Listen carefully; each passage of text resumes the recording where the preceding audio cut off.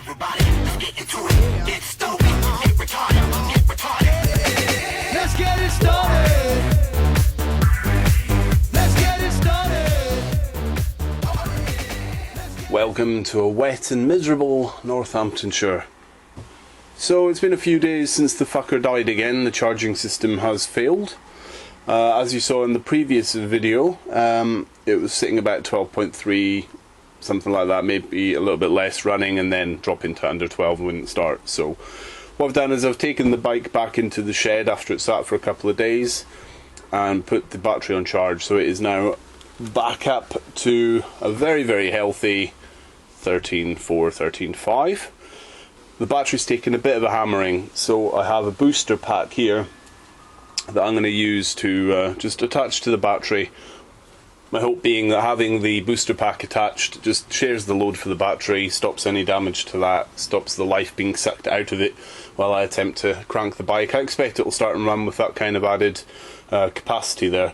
I'm fairly positive that the Stator's done. I'm 99% sure from what I've read and watched since this has failed again that that's the case.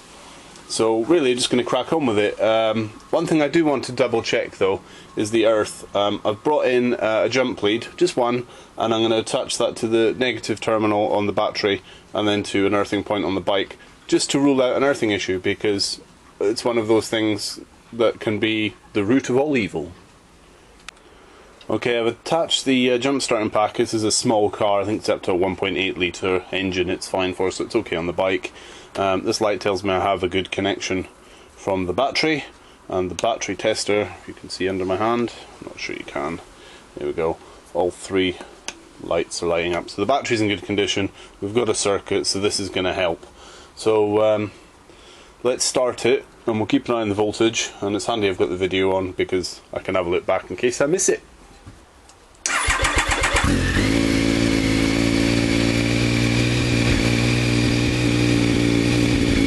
I'm going to remove the battery pack, see what the voltage is when it's supporting itself.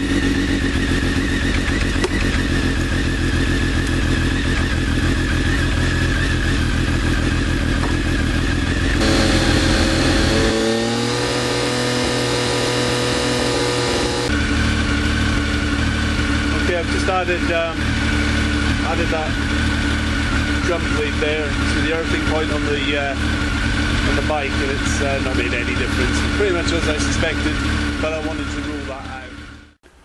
So I'm just going to pull the fuses for the lights now. This is the dual headlight conversion, so when you pull the headlights fuse, only one side goes down, which is a bit weird, so I'm not sure which fusing the other side is using, but it's not the headlight one.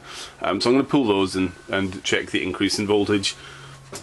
So number one, this one, and number side light, don't know what number that is.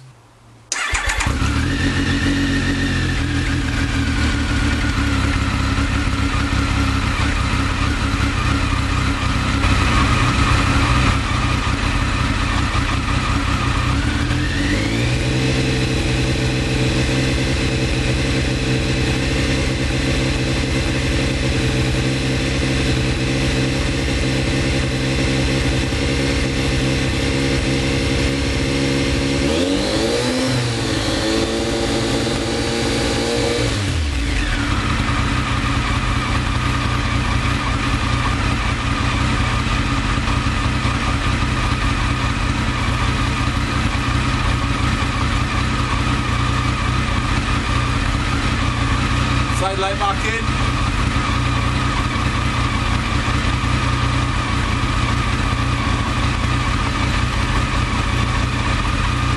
Headlights back on.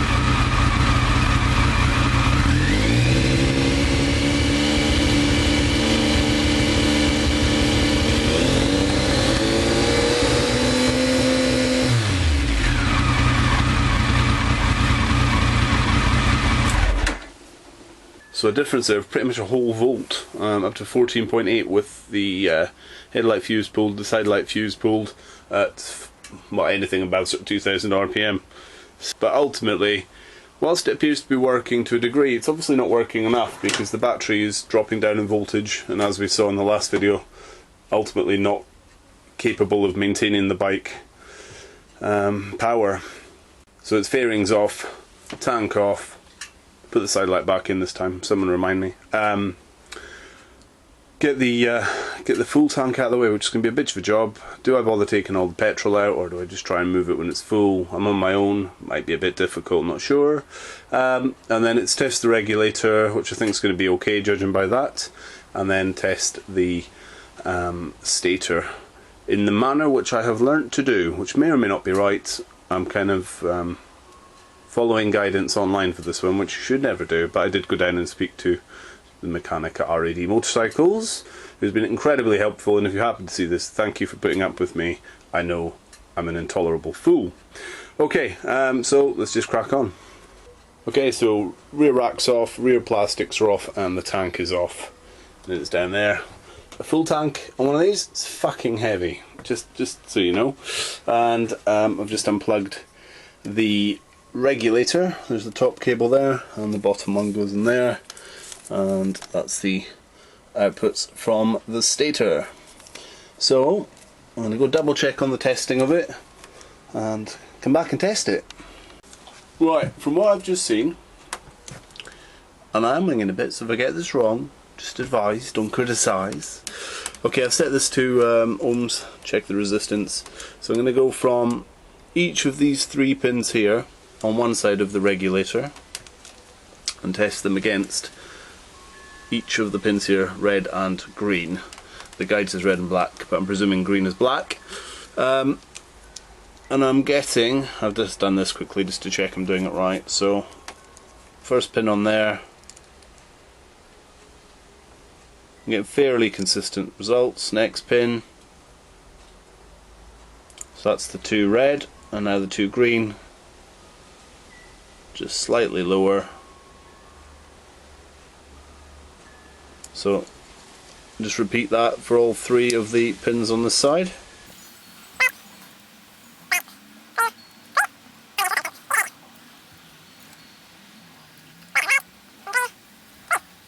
There we go. So reg tests out fine, and I've learned how to check that.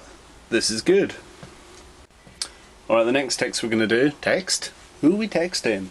Next test we're going to do is this 3-pin plug here. This is the cable that goes back to the stator. Now there are 2 tests that I have learnt about. Just untangle me cables. Fuck me. Talk about well edited this shit, innit? Just going to attach that into the negative cable, which you can't see. So that's on the negative, so it's getting a reasonable earth. And then we're going to check each pin just to make sure it's not shorting to ground. So that isn't the problem. The stator is not shorting to the frame, so this is good. The next one's a bit more tricky to view. It's a case of checking each pin against itself. So from there to there, it's set on auto range, so it will, once I get a consistent contact. So about 0.3 from that one, from the next pin to the next pin.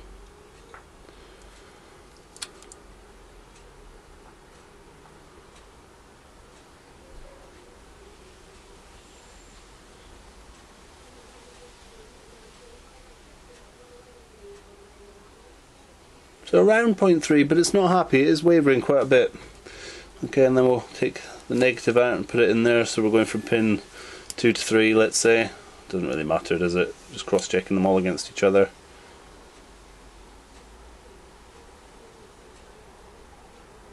Happy with 0.3 on that one because they're moving a little bit. And then on the last cross-check here,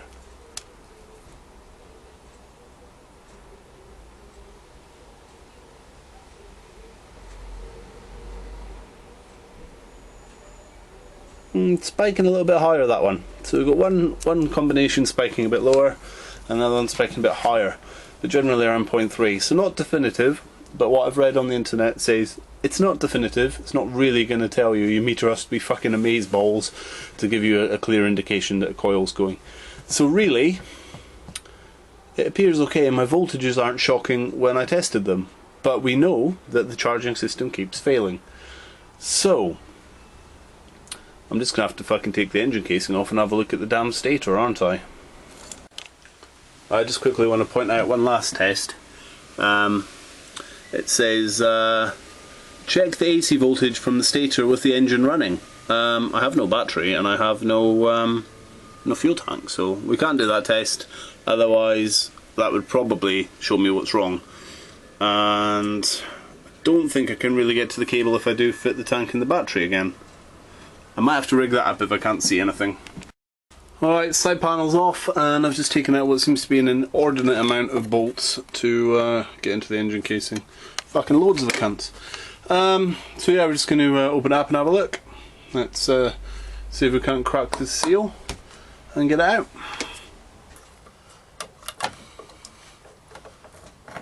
There we go. And she is off. And typically,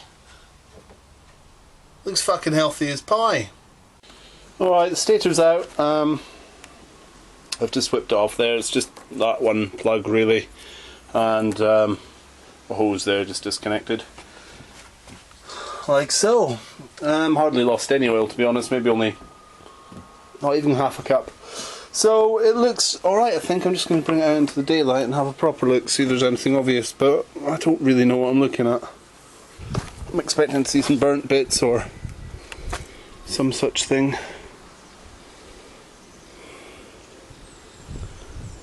But it all looks pretty fucking alright.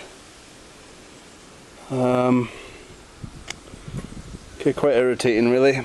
What I'm probably going to do, obviously need a new gasket, what I'm probably going to do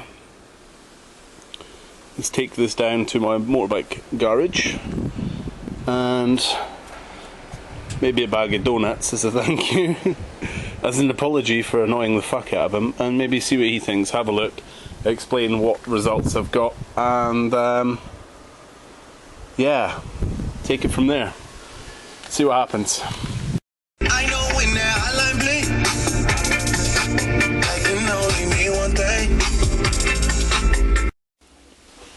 Alright, I'm back from the garage. Had a good chat there, he was very helpful. Bag of donuts eased the way, and I think it's a bit of a time for a recap, just so I can keep track of what's happening.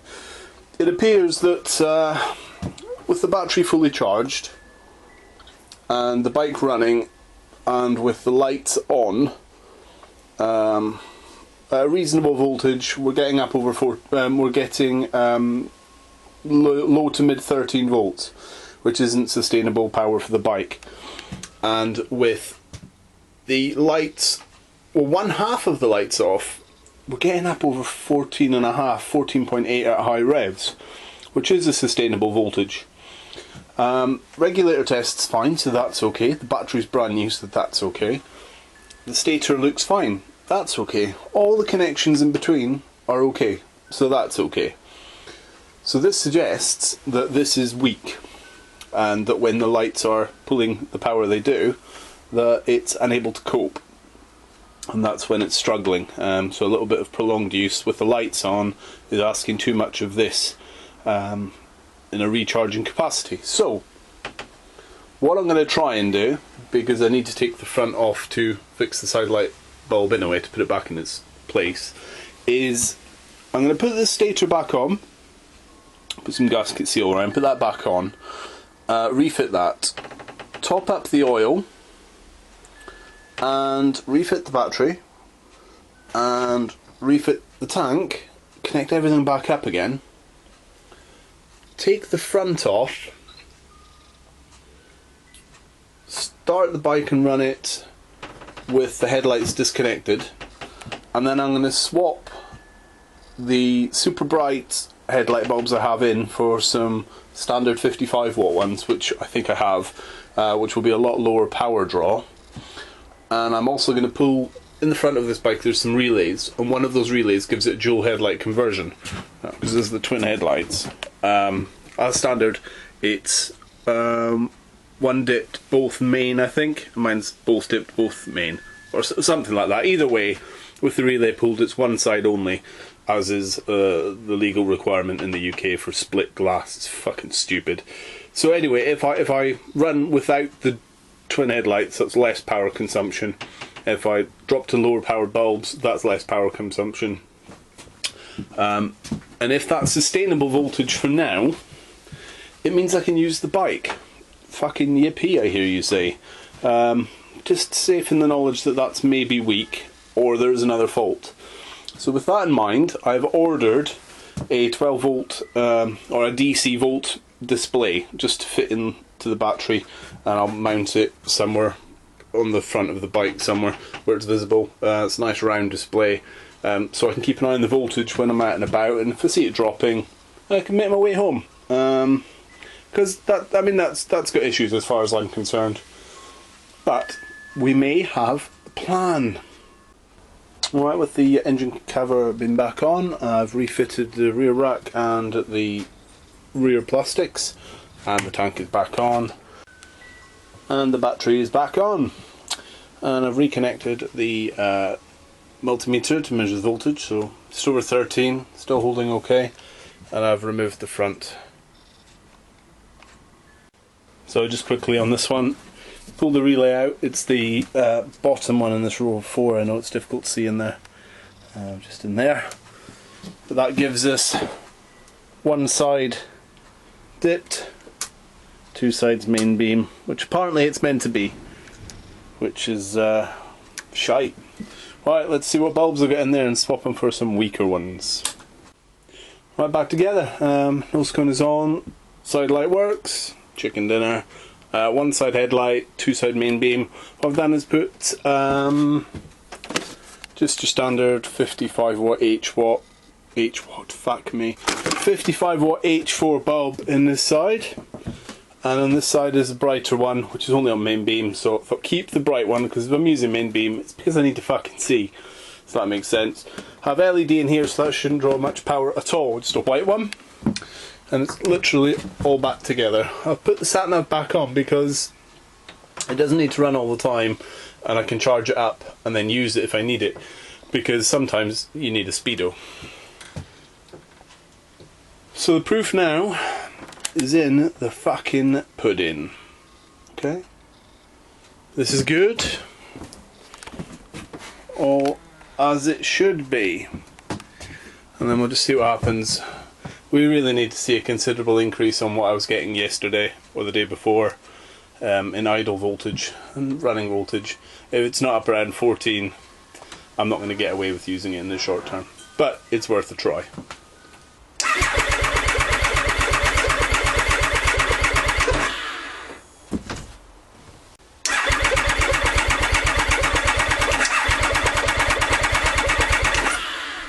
Well, that's not what I needed for my battery, is it? Okay, my bad. I didn't connect the fuel lines properly. Anyway, no drama.